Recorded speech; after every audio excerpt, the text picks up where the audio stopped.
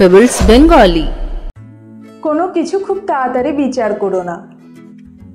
এক বাবা আর তার ছোট্ট মেয়ে এক পার্কে খেলা করছিল, আর তারা খেলতে খেলতে হঠাৎ করে বাচ্চা মেয়েটা দেখতে পেল একটা আপেল বিক্রেতা আপেল বিক্রি করতে করতে যাচ্ছে। তখন দেখে বাচ্চাটা বলল, খুব জেদাজেদি করতে শুরু করলো, বায়না করতে শুরু করলো, আমার আপেল চাই, আমার আপেল চাই। তখন ওর বাবা দেখলো সে তো বেশি পয়সা আনেনি, কিন্তু মেয়েটাকে দুটো আপেল কিনে দেওয়ার মতো পয়সা এনেছে। তাই সে আপেল বিক্রেতাকে ডেকে বলল, আমায় দুটো আপেল দাও। দুটো আপেল যখন সে মেয়েটা পেল, খুব খুশি হলো। তখন তার বাবা বলল যে, তুমি কি আমার সঙ্গে ভাগ করে একটা আমায় দেবে, তাহলে আমরা ভাগ করে খাবো। এটা শুনেই তার মেয়ে একটা আপেলে কামড় বসিয়ে দিল, আর তার বাবা কিছু বলবে তার আগেই আর একটা আপেলে সে আর একটা কামড় বসিয়ে দিল। তার বাবা অবাক হয়ে ভাবলো, আমার কি ভুল হলো তাকে বড় করায় যে সে এরকম করছে। তখন ভাবলো, এ কি খুব স্বার্থপর হয়ে গেল। তারপরে ভাবলো, না, সে মনে হয় বোঝে না, এখন খুব ছোট এসব বোঝার জন্য, ও মনে হয় পরে বুঝতে পারবে। সেই বাচ্চা মেয়েটা তখন একটা আপেল তার বাবাকে দিয়ে বলল, বাবা এই আপেলটা খাও, এই আপেলটা বেশি মিষ্টি আর বেশি রসালো। তখন তার বাবা অবাক হয়ে ভাবলো, আমি একটা বাচ্চা মেয়েকে এত তাড়াতাড়ি ভুল বিচার করে নিলাম। তার বাবা এটা দেখে দুঃখ পেল আর খুশিও হলো যে তার মেয়ে এই জন্য দুটো আপেলেই কামড় বসিয়েছিল। তার বাবা খুব খুশি হলো। নীতি কথা, কোনো কিছু দেখেই খুব তাড়াতাড়ি বিচার করো না, একটু সময় নাও, বোঝো, তারপরে বিচার করো। বাচ্চারা বড়দের থেকে উদার মনের হয়। একদা এক সুন্দর গ্রামে মোনা আর অঞ্জু দুই বন্ধু ছিল। বৃষ্টি পড়েছিল, তাই গ্রামের এদিকে ওদিকে জল কাদা জমেছিল, কিন্তু উৎসবের সময় ছিল, তাই মোনা আর অঞ্জু নতুন নতুন জামা পরে খেলতে বেরিয়ে পড়েছিল। খেলতে খেলতে ভুল করে মোনার দ্বারা অঞ্জুর গায়ে কাদা লেগে গেল। জামায় কাদা লাগতে অঞ্জু সেটা পরিষ্কার করতে ব্যস্ত হয়ে গেল।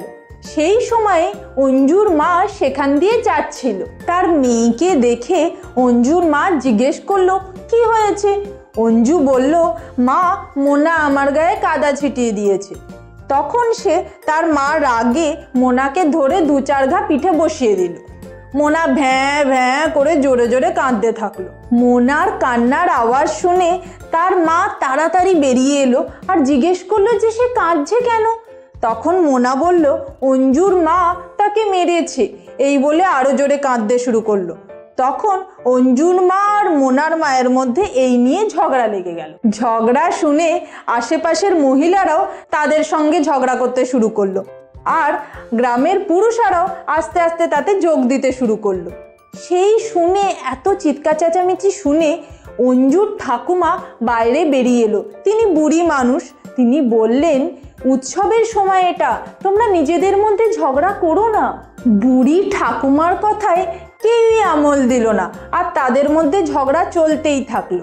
সেই সময় মোনা আর অঞ্জু তাদের ঝগড়া ভুলে পাশে খেলতে শুরু করে দিল। তাদের দেখিয়ে ঠাকুমা বলল, দেখো, বাচ্চারা তো নিজেদের ঝগড়া ভুলে খেলতে শুরু করে দিয়েছে, আর তোমরা এখনো ঝগড়া করে যাচ্ছ। ওদের কাছ থেকে তোমাদের কিছু শেখা উচিত। সেই শুনে বড়রা খুবই লজ্জা পেল, আর তারা ঝগড়া বন্ধ করে দিল।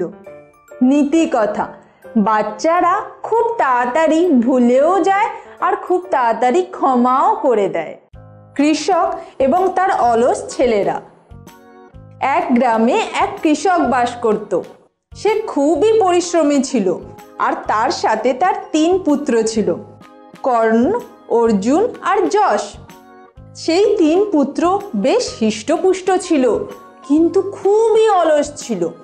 তাদের জন্য চিন্তা করে করে, ভবিষ্যতের কথা ভেবে ভেবে কৃষক খুবই বিষণ্ণ থাকতো, খুবই চিন্তিত থাকতো।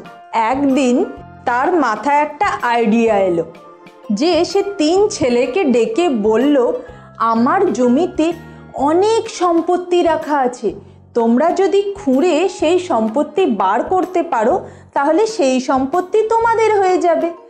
এই বলে তাদের ছেলেরা খুবই খুশি হলো। তারা পরের দিন থেকেই জমি খোঁড়ার কাজ শুরু করলো। কর্ণ জমির এক সাইড থেকে, অর্জুন জমির অপর সাইড থেকে, আর যশ মাঝখান থেকে জমি খুঁড়তে আরম্ভ করলো। কিন্তু পুরো জমি খোঁড়ার পরেও তারা কিছুই পেল না। রাজেশ বলল তার ছেলেদের যে তোমরা যখন জমিটা পুরো খনন করেই ফেলেছো, তাহলে কেন না তোমরা এতে চাষ করে নাও, তাহলে একদিন না একদিন তোমরা সম্পত্তি ঠিক খুঁজে পাবে। তার 3 ছেলেই এতে রাজি হয়ে গেল, আর তারা শস্য বপন করতে শুরু করে দিল। আর কঠোর পরিশ্রম করে তারা দেখলো সেই জমিতে বেশ ভালো ফসল এসছে। তার বাবা আর তারা দেখে খুব খুশি হলো। রাজেশ তার ছেলেদের বলল, এই তো এটাই আসল সম্পদ। এরপর থেকে চাষবাস করে তার ছেলেরা ভালোভাবে পরিশ্রম করতে লাগলো, আর কোনোদিন তারা অলস হলো না। নীতি কথা: কঠোর পরিশ্রমের ফল সর্বদা মিষ্টি হয়। হাতি দড়ি। আত্মবিশ্বাসের কথা। কেরালার একটা ছোট্ট গ্রামে একটা হাতির ক্যাম্প ছিল।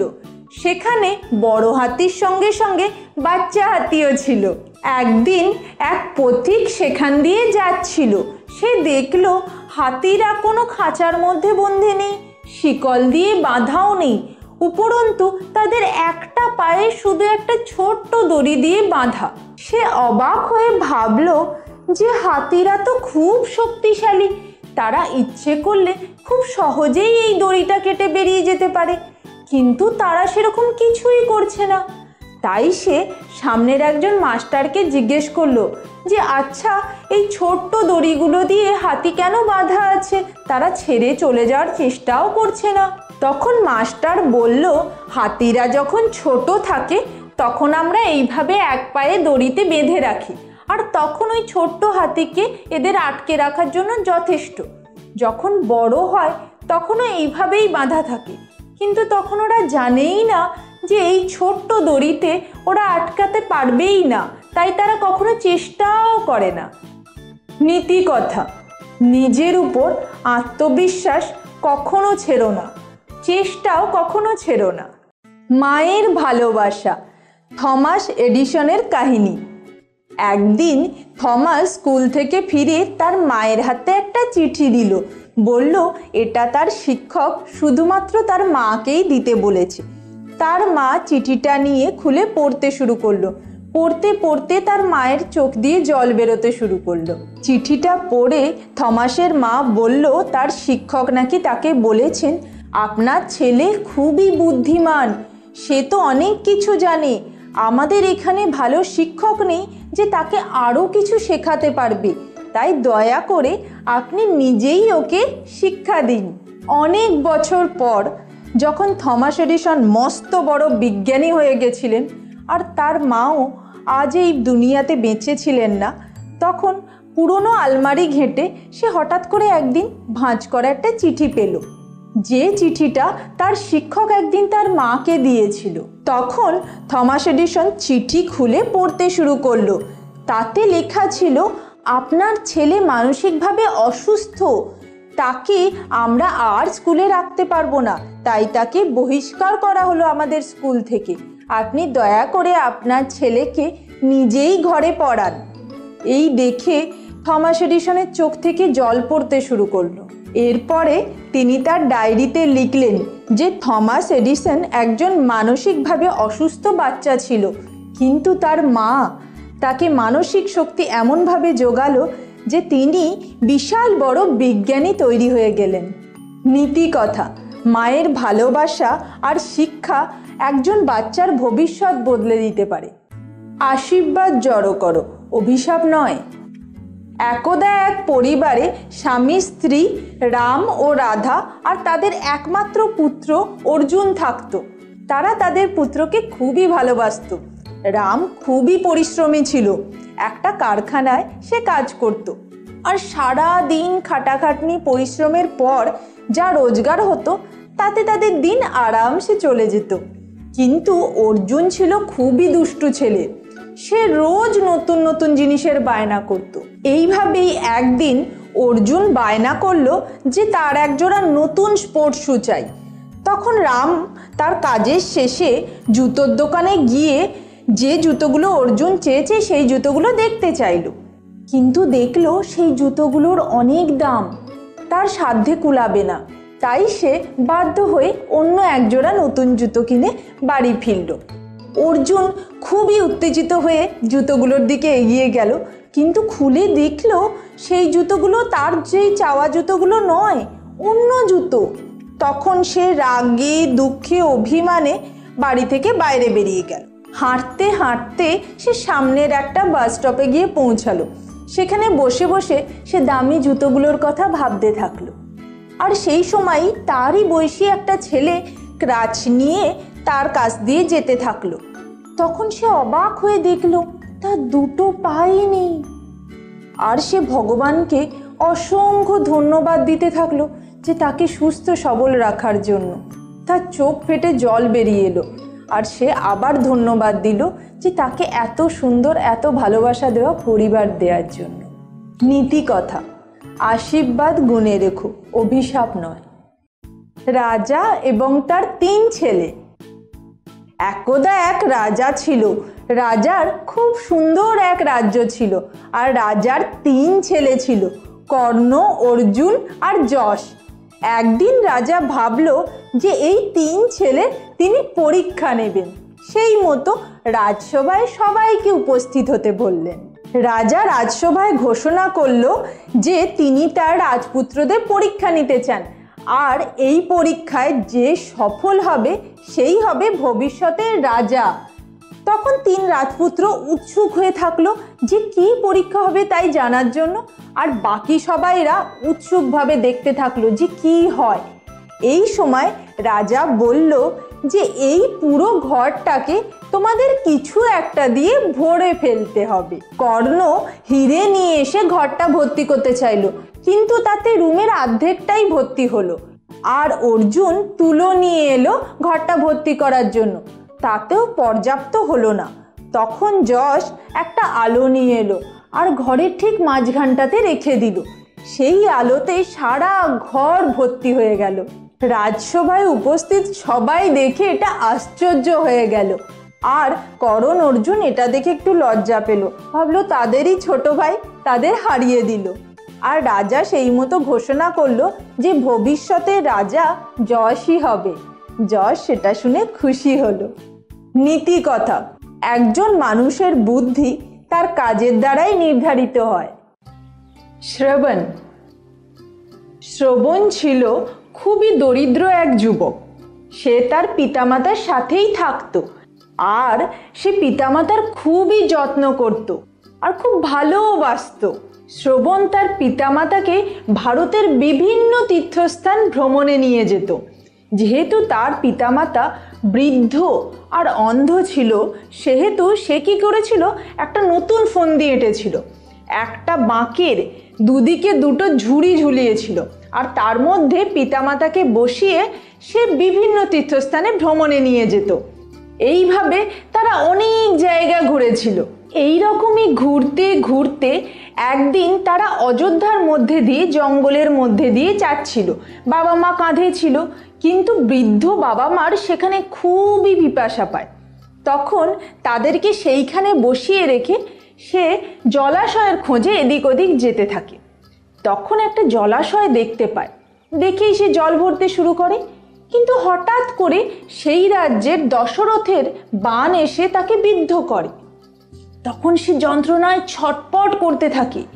আর রাজপুত্র দশরথ এসে যখন তাকে দেখে, তখন দেখে সে যন্ত্রণায় মৃত্যু যন্ত্রণায় ছটপট করছে।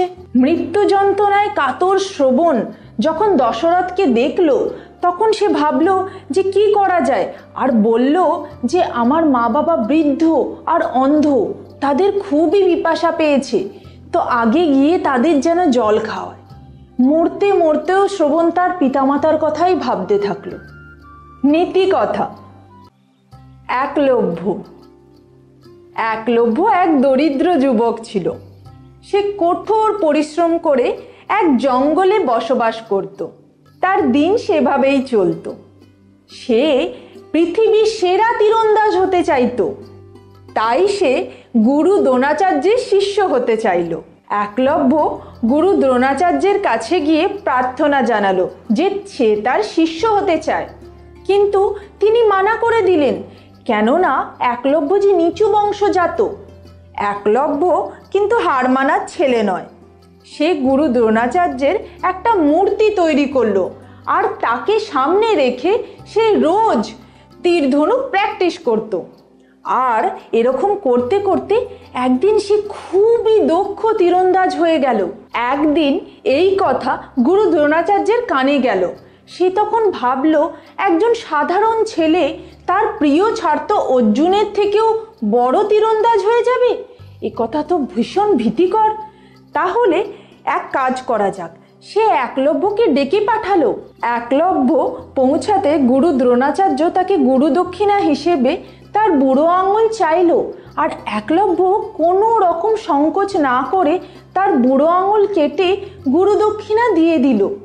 তখন থেকে সে পৃথিবীর সেরা তীরন্দাজ হতে পারল না, কিন্তু আজও পর্যন্ত তাকে মনে রাখা হয় এত বড় গুরু দক্ষিণা দেওয়ার জন্য।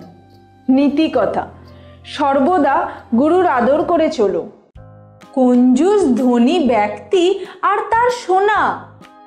এক গ্রামে এক খুব ধনী ব্যক্তি বাস করত। সে খুবই কঞ্জুস ছিল। তার একটা ঘর ছিল, আর ঘরের সামনে একটা উঠোন ছিল। উঠোনে একটা গাছ ছিল।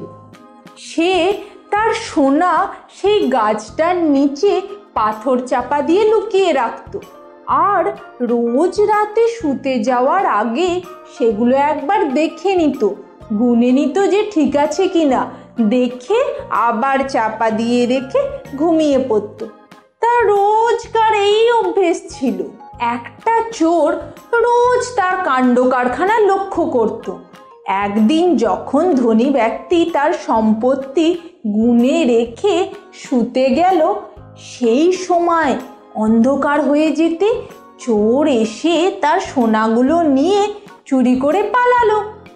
আর পরের দিন যখন ধনী ব্যক্তি জানতে পারলো যে তার সোনাগুলো চুরি হয়ে গেছে, তখন সে জোরে জোরে কাঁদতে লাগলো। তার জোরে জোরে কান্না শুনে পাশের প্রতিবেশী এসে তাকে জিজ্ঞেস করলো, আরে তুমি কাঁদছো কেন? সে কাঁদতে কাঁদতেই বলল, আমার সোনা যেগুলো আমি এখানে লুকিয়ে রাখতাম সেগুলো চুরি হয়ে গেছে। প্রতিবেশী বলল, তোমার সোনা তুমি বাইরে কেন রেখেছিলে? ঘরের ভেতরে রাখলে তো ওগুলো খরচ করতেও সুবিধা হতো। তখন কঞ্জুস ব্যক্তি বলল, খরচ?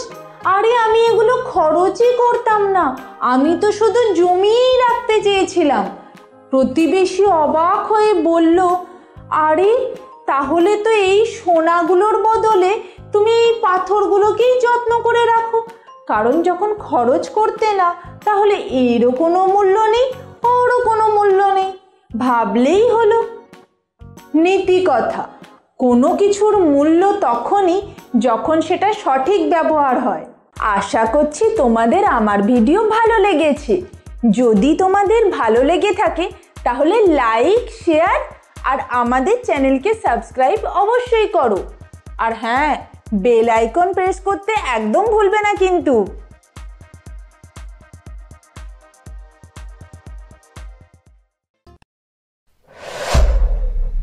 Pebbles Bengali।